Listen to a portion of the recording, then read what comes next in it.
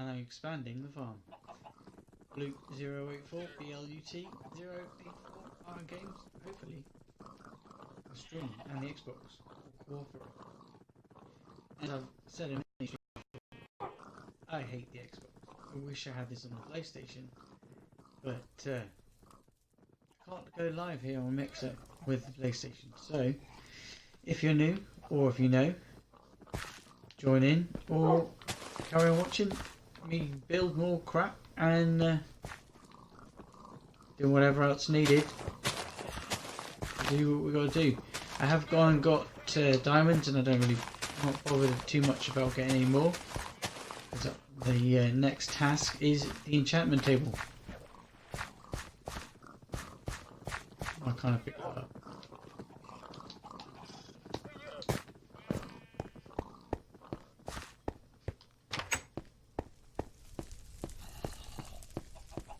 Put these away. Okay, everybody should know by now the Tower of Flight is going all the way to build height in this world, and then we're going to be flying off to different lands, but we've got loads of other stuff we still need to do before that. Definitely a whole lot of cow farming, because that's why I was getting the wheat.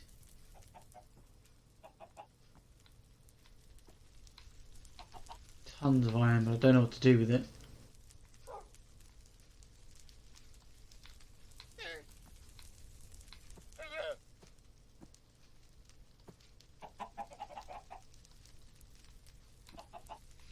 I'm going to name the animals, but I need... Ah, that's why I need the iron. We can go back down the mine, like we always do.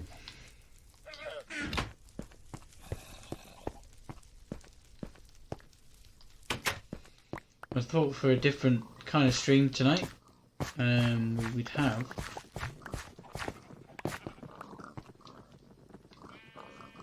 what we need in the background, which is what I've never got, any noise. So I thought we would have ourselves a audiobook that I've been listening to whilst I've been doing my Inktober streams over on the YouTube every day. If you haven't been tuned in, there's still a chance to check them out. Like I said, there would be links in the live stream today, as long as the Xbox stays on. Pretty sure it's okay now, but if it's not, oh well, we'll start another one. Got enough pigs, got plenty of pigs. We don't need any more pigs. No.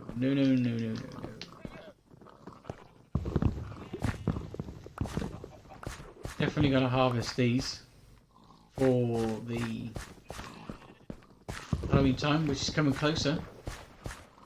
Very, very close to the end of Inktober. So I don't know what we're going to be doing next for that one. But it's still loads of stuff every Monday for here on Mixer. But anyway, I'm going to put that audiobook on, get some stuff doing, chat along the way. Leave a live chat if you want to.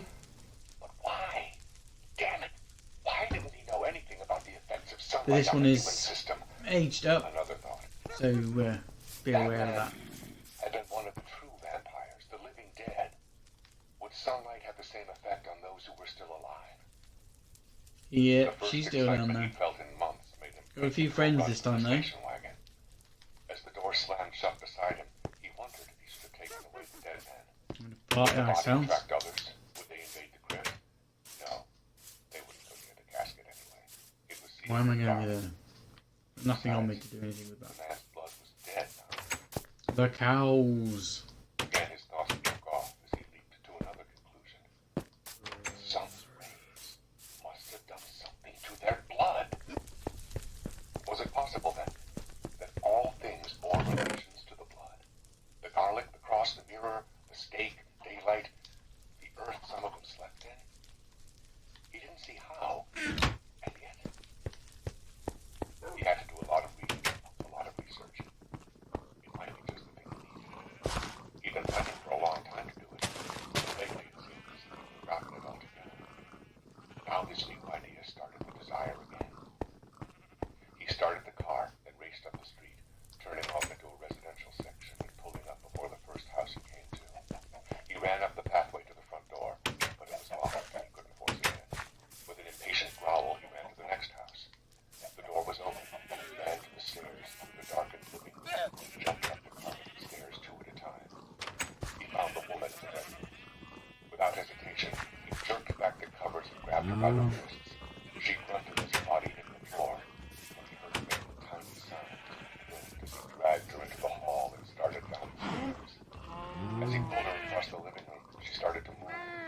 Her hands closed over his wrists, and her body began to twist and flop on the rug. Her eyes were still closed, but she gasped and muttered, and her body kept trying to rise from his grip. Her tongue was dug into his flesh. He tore out of her grasp with a snarl and dragged her the rest of the way by her hair. Usually, he felt a twinge when he realized that, but for some affliction he didn't understand, these people were the same as he. But now, the experiment was and he could think of nothing else. Even so, he shuddered, strangled the sound of horror she made when he threw her on the sidewalk outside. She lay twisting helplessly on the sidewalk, hands opening and closing, lips drawn back from red spotted teeth. Robert never watched her tensely. His throat moved. It wouldn't last, the feeling of callous brutality. He bit his lips as he watched her. All right, she's suffering.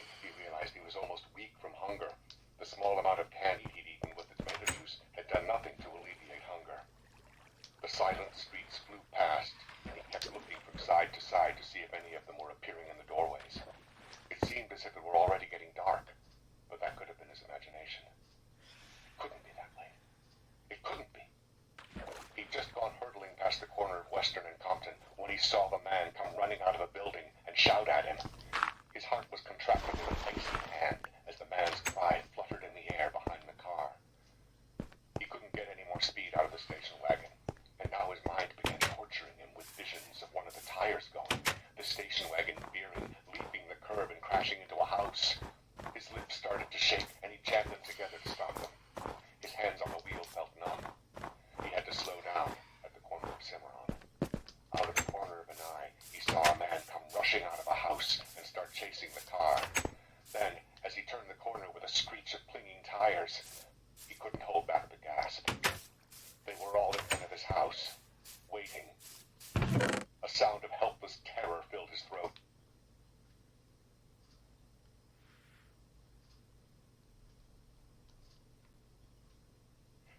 He didn't want to die. He might have thought about it, even contemplated it, but he didn't want to die. Not like this. Now he saw them all turn their white faces at the sound of the motor. Some more of them came running out of the open garage, and his teeth ground together in impotent fury. What a stupid, brainless way to die. Now he saw them start running straight toward the station wagon, a line of them across the street, and suddenly he knew he couldn't stop. He pressed down on the accelerator, and in a moment the car went plowing through them, knocking 3 of them aside like 10 pins. He felt the car frame jolt as it struck the bodies. Their screaming white faces went flashing by his window, their cries chilling his blood.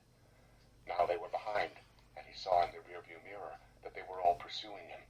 A sudden plan caught hold in his mind, and impulsively he slowed down, even braking, until the speed of the car fell to 30, then 20 miles an hour. He looked back and saw them gaining, saw their grayish-white faces approaching, their dark eyes fastened to his car, to him. Suddenly, he twitched with shock as a snarl sounded nearby, and jerking his head around, he saw the crazed face of Ben Cortman beside the car. Instinctively, his foot jammed down on the gas pedal, but his other foot slipped off the clutch, and with a neck-snapping jolt, the station wagon jumped forward and stalled. Sweat broke out on his forehead as he lunged forward feverishly to press the button. Ben Cortman clawed in at him. With a snarl, he shoved the cold white hand aside. Neville! Neville! Ben Cortman reached in again, his hands like claws cut from ice. Again, Neville pushed aside the hand and jabbed at the starter button, his body shaking helplessly. Behind, he could hear them all screaming excitedly as they came closer to the car. The motor coughed into life again as he felt Ben Cortman's long nails rake across his cheek. Neville! The pain made his hand jerk into a rigid fist, which he drove into Cortman's face. Cortman went flailing back onto the pavement as the gears caught and the station wagon jolted forward, picking up speed. One of the others caught up and leaped at the rear of the car. For a minute he held on, and Robert Neville could see his ashen face glaring insanely through the back window. Then he jerked the car over toward the curb, swerved sharply, and shook the man off. The man went running across a lawn, arms ahead of him, and smashed violently into the side of a house. Robert Neville's heart was pounding so heavily now, it seemed as if it would drive through his chest walls. Breath shuddered in him, and his flesh felt numb and cold. He could feel the trickle of blood on his cheek, but no pain. Hastily he wiped it off with one shaking hand. Now he spun the station wagon around the corner, turning right. He kept looking at the rearview mirror, then looking ahead. He went the short block to Haas Street and turned right again. What if they cut through the yards and blocked his way? He slowed down a little until they came swarming around the corner like a pack of wolves. Then he pressed down on the accelerator. He'd have to take the chance that they were all following him. Would some of them guess what he was trying? He shoved down the gas pedal all the way, and the station wagon jumped forward, racing up the block. He wheeled it around the corner at 50 miles an hour, gunned up the short block to Cimarron, and turned right again. His breath caught. There was no one in sight on his lawn. There was still a chance then. He'd have to let the station wagon go, though. There was no time to put it in the garage. He jerked the car to the curb and shoved the door open. As he raced around the edge of the car, he heard the billowing cry of their approach around the corner. He'd have to take a chance on locking the garage. If he didn't, they might destroy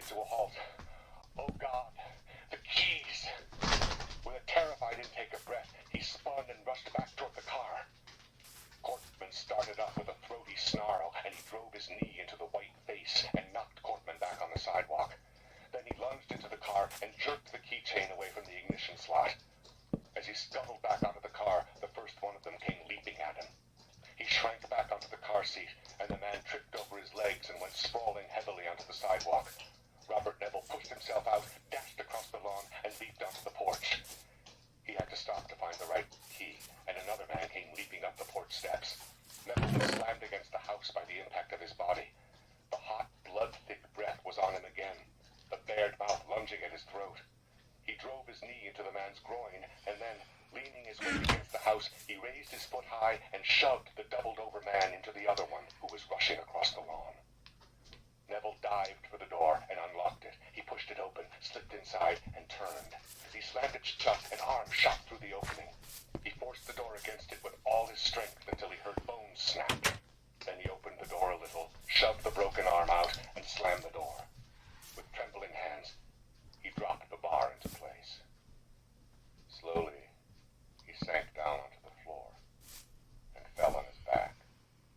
He lay there in the darkness, his chest rising and falling, his legs and arms like dead limbs on the floor.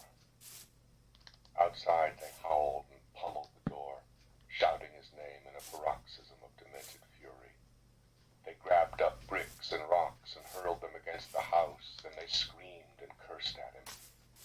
He lay there, listening to the thud of the rocks and bricks against the house, listening to their howling.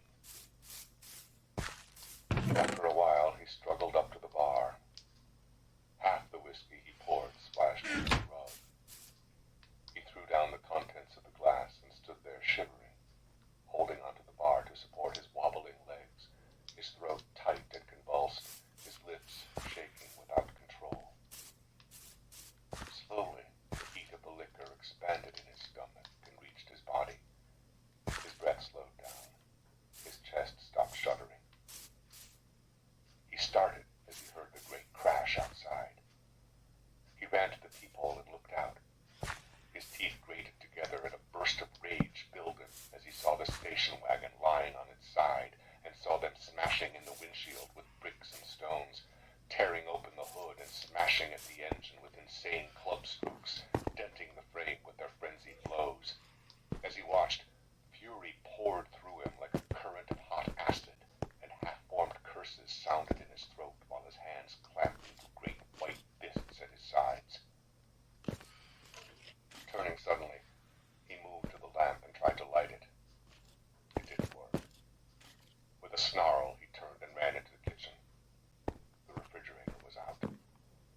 He ran from one dark room to another. The freezer was off. All the food would spoil. His house was a dead house. Fury exploded in him. Enough! His rage-palsied hands ripped out the clothes from the bureau drawer until they closed on the loaded pistols. Racing through the dark living room, he knocked up the bar across the door and sent it clattering to the floor. Outside, they howled as they heard him opening the door. "I'm coming out, you bastards!" his mind screamed out. He jerked open the door and shot the first one in the face. The man went spinning back off the porch, and two women came at him in muddy, torn dresses, their white arms spread to enfold him. He watched their bodies jerk as the bullet struck them. Then he shoved them both aside and began firing his guns into their midst, a wild yell ripping back his bloodless lips. He kept firing the pistols until they were both empty. Then he stood on the porch clubbing them with insane blows, losing his mind almost completely when the same ones he'd shot came rushing at him again. And when they tore the guns out of his hands, he used his fists and elbows, and he butted with his head and kicked them with his big shoes. It wasn't until the flaring pain of having his shoulder slashed open struck him that he realized what he was doing and how hopeless his attempt was. Knocking aside two women, he backed toward the door. A man's arm locked around his neck. He lurched forward, bending at the waist, and toppled the man over his head into the others. He jumped back into the doorway, gripped both sides of the frame, and kicked out his legs like pistons, sending the men crashing back into the shrubbery. Then, before they could get at him again, he slammed the door in their faces, locked it, bolted it, and dropped the heavy bar into its slots. Robert Neville stood in the cold blackness of his house, listening to the vampires scream. He stood against the wall, clubbing slowly and weakly at the plaster, tears streaming down his bearded cheeks, his bleeding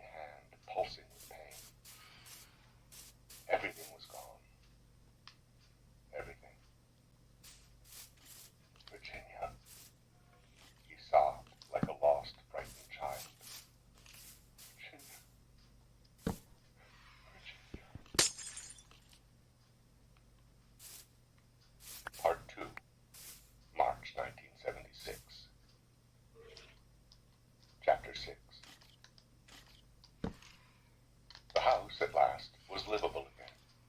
Even more so than before, in fact, for he had finally taken 3 days and soundproofed the walls. Now they could scream and howl all they wanted, and he didn't have to listen to them. He especially likes not having to listen to Ben Cortman anymore. It had all taken time and work. First of all was the matter of a new car to replace the one they'd destroyed. This had been more difficult than he'd imagined. He had to get over to Santa Monica to the only Willis store he knew about. The Willis station wagons were the only ones he had had any experience with, and this didn't seem quite the time to start experimenting. He couldn't walk to Santa Monica, so he had to try using one of the many cars parked around the neighborhood. But most of them were inoperative for one reason or another. A dead battery, a clogged fuel pump, no gasoline, flat tires. Finally, in a garage about a mile from the house, he found a car he could get started, and he drove quickly to Santa Monica to pick up another station wagon. He put a new battery in it, filled its tank with gasoline, put gasoline drums in the back, and drove home. He got back to the house about an hour before sunset. He made sure of that. Luckily, the generator had not been ruined. The vampires apparently had no idea of its importance to him, for, except for a torn wire and a few cudgel blows, they had left it alone. He'd managed to fix it quickly the morning after the attack and keep his frozen foods from spoiling. He was grateful for that, because he was sure there were no places left where he could get more frozen foods now that electricity was gone from the city. For the rest of it, he had to straighten up the garage and clean out the debris of broken bulbs, fuses, wiring, plugs, solder, spare motor parts, and a box of seeds he'd put there once. He didn't remember just when. The washing machine they had ruined beyond repair, forcing him to replace it, but that wasn't hard. The worst part was mopping up all the gasoline they'd spilled from the drums. They'd really outdone themselves spilling gasoline, he thought irritably, while he mopped it up. Inside the house, he had repaired the cracked plaster, and as an added fillip, he had put up another wall mural to give a different appearance to the room. He almost enjoyed all the work once it was started. It gave him something to lose himself in, something to pour all the energy of his still pulsing fury into. It broke the monotony of his daily tasks, the carrying away of bodies, the repairing of the house's exterior, the hanging of garlic. He drank sparingly during those days, managing to pass almost the entire day without a drink, even allowing his evening drinks to assume the function of relaxing nightcaps rather than senseless escape. His appetite increased, and he gained 4 pounds and lost a little belly. He even slept nights, a tired sleep, without the dreams. For a day or so, he had played with the idea of moving to some lavish hotel suite, but the thought of all the work he'd have to do to make it habitable changed his mind. No, he was all set in the house. Now he sat in the living room, listening to Mozart's Jupiter Symphony, and wondering how he was to begin, where he was to begin his investigation. He knew a few details, but these were only landmarks above the basic earth of cause. The answer lay in something else, probably in some fact he was aware of but did not adequately appreciate, in some apparent knowledge he had not yet connected with the overall picture. But what? He sat motionless in the chair, a sweat-beaded glass in his right hand, his eyes fastened on the mural. It was a scene from Canada, deep northern woods, mysterious with green shadows, standing aloof and motionless, heavy with the silence of manless nature. He stared into its soundless green depths and wondered. Maybe if he went back, maybe the answer lay in the past, in some obscure crevice of memory. Go back then, he told his mind. Go back. It tore his heart out to go back. There had been another dust storm during the night. High spinning winds had scoured the house with grit, driven it through the cracks, sifted it through plaster pores, and left a hair-thin layer of dust across all the furniture surfaces. Over their bed, the dust filtered like fine powder, settling in their hair and on their eyelids and under their nails, clogging their pores.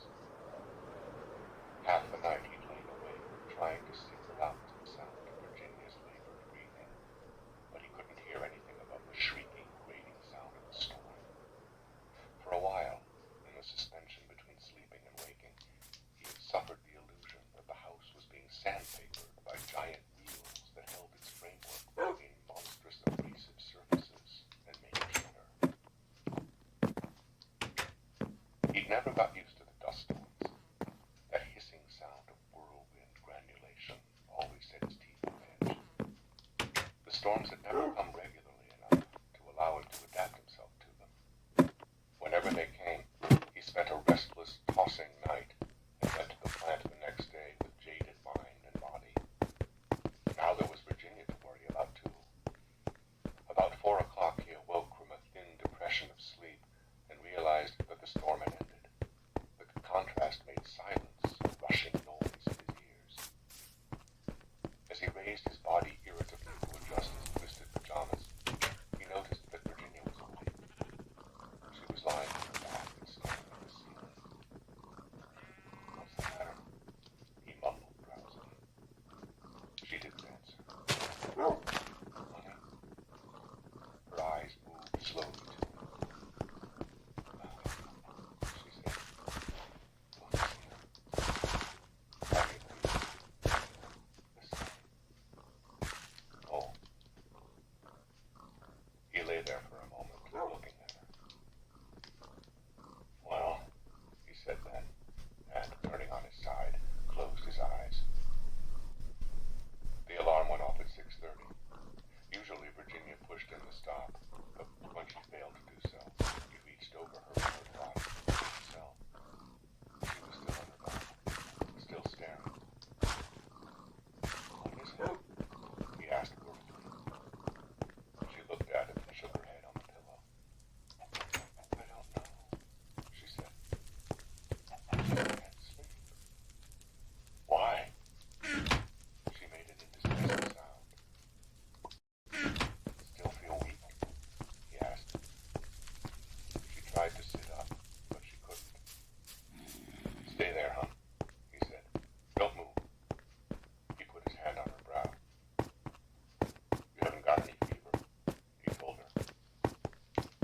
"I'm not sick," she said. "Just tired." "You look pale." "I know. I look like a ghost." "Don't get up," he said.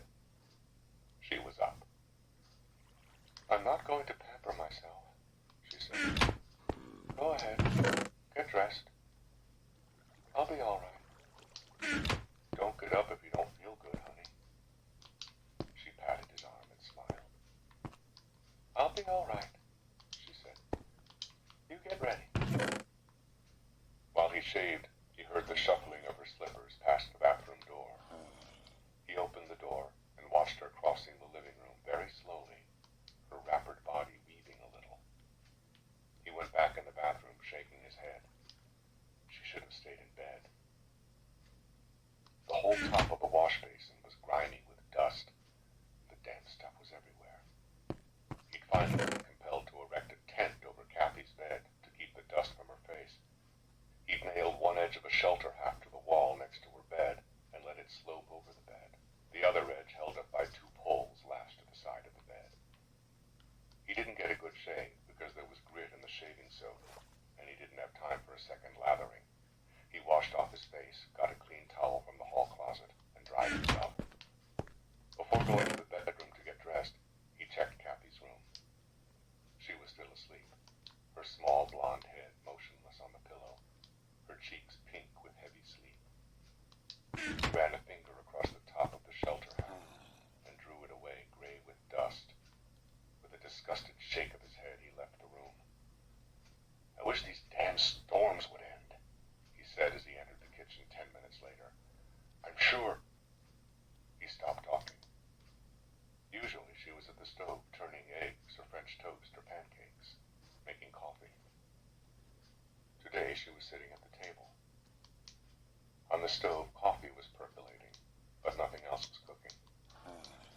"Sweet, if you don't feel well, go back to bed," he told her. "I can fix my own breakfast." "It's all right," she said. "I was just resting." "I'm sorry. I'll get up and fry you some eggs." "Stay there," he said. "I'm not helpless." He went to the refrigerator and opened the door. "I'd like to know what this is going around," she said. "Half the people on the block have it, and you say that more than half the plant is absent." "Maybe virus, he said. She shook her head. I don't know. Between the storms and the mosquitoes and everyone being sick, life is rapidly becoming a pain, he said, pouring orange juice out of a bottle. And speak of the devil, he drew a black speck out of the orange juice in the glass. How the hell they get in the refrigerator, we'll never know, he said. None for me, Bob, she said. No orange juice? No. Good for you? No, thank you, sweetheart, she said, trying to smile. He put back the bottle and sat down across from her with his glass of juice. You don't feel any pain? He said. No headache? Nothing? She shook her head slowly.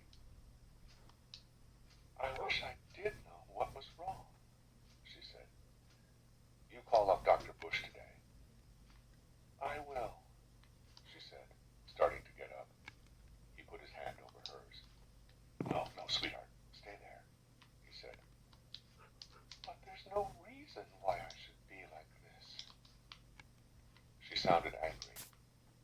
That was the way she'd been since he'd known her. If she became ill, it irritated her.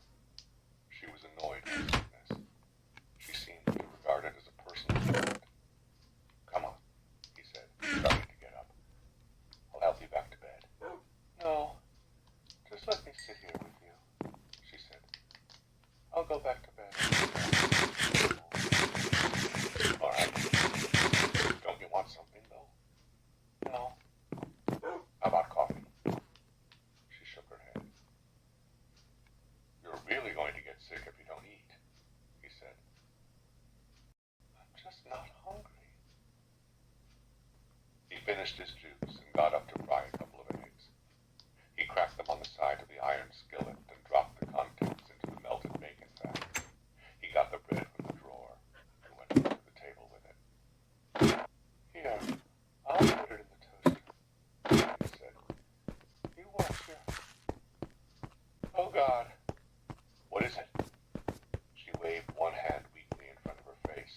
A mosquito, she said with a grimace. He moved over, and after a moment crushed it between his two palms. Mosquitoes, she said.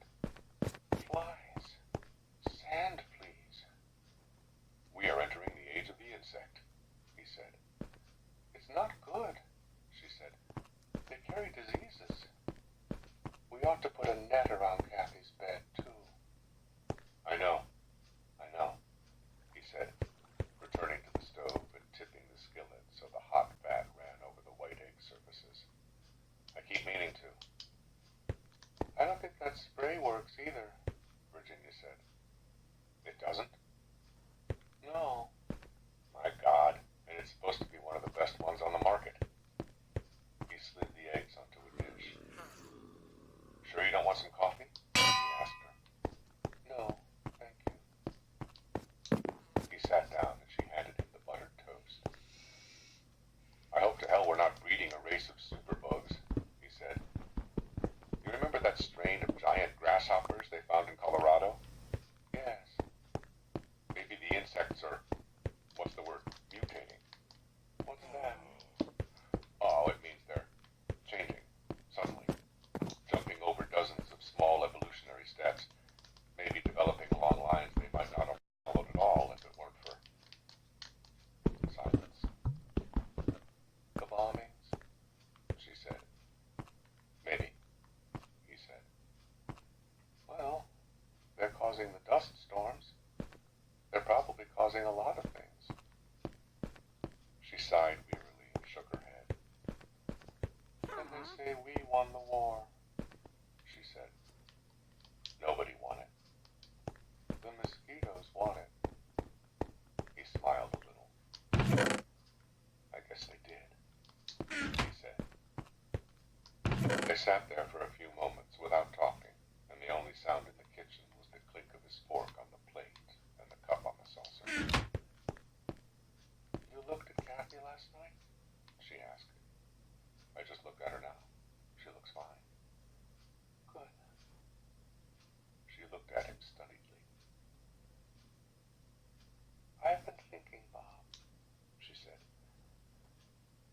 should send her east to your mother's until I get better. It may be contagious. We could, he said dubiously. But if it's contagious, my mother's place wouldn't be any safer than here. You don't think so? She asked. She looked worried. He shrugged. I don't know, hon. I think probably she's just as safe here. If it starts to get bad on the block, we'll keep her out of school. She started to say something, then stopped.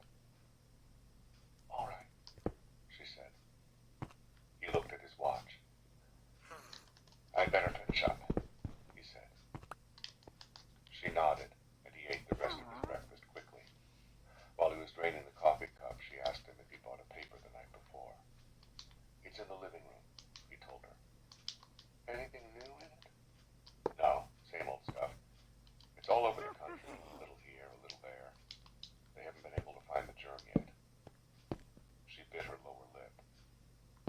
Nobody knows what it is? I doubt it. If anybody did, they'd have surely said so by now. But they must have some idea. Everybody's got an idea, but they aren't worth anything. What do they say? He shrugged. Everything from germ warfare on down. Do you think it is? Germ warfare? Yes, she said. The war's over, he said. Bob, she said suddenly, do you think you should go to work? He smiled helplessly. What else can I do? He asked. We have to eat. I know, but... He reached across the table and felt how cold her hand was. Honey, it'll be all right, he said. And you think I should send Kathy to school? I think so, he said. Unless the health authorities say schools have to shut down, I don't see why we should keep her at home. She's not sick. But all the kids at school. I think we'd better, though, he said. She made a tiny sound in her throat. Then she said, all right, if you think so. Is there anything you want before I go? He asked. She shook her head. Now you stay in the house today, he told her, and in bed. I will, she said, as soon as I send Kathy off. He patted her hand. Outside, the car horn sounded. He finished the coffee and went to the bathroom to rinse out his mouth. Then he got his jacket from the hall closet and pulled it on. Goodbye, honey, he said, kissing her on the cheek. Take it easy now. Goodbye, he said. Be careful. He moved across the lawn, gritting his teeth at the residue of dust in the air. He could smell it as he walked, a dry, tickling sensation in his nasal passages. Morning, he said, getting in the car and pulling the door shut behind him. Good morning, said Ben Cortman. Chapter 7. Distilled from Allium sativum, a genus of Liliaceae, comprising garlic, leek, onion, shallot, and chive. It's a pale color and odor containing several allyl sulfides. Composition: water 64.6%, protein 6.8%, fat 0.1%, carbohydrates 26.3%, fiber 0.8%, ash 1.4%. There it was. He jiggled one of the pink leathery cloves in his right palm. For 7 months now he'd strung them together into aromatic necklaces and hung them outside his house without the remotest idea of why they chased the vampires away. It was time he learned why.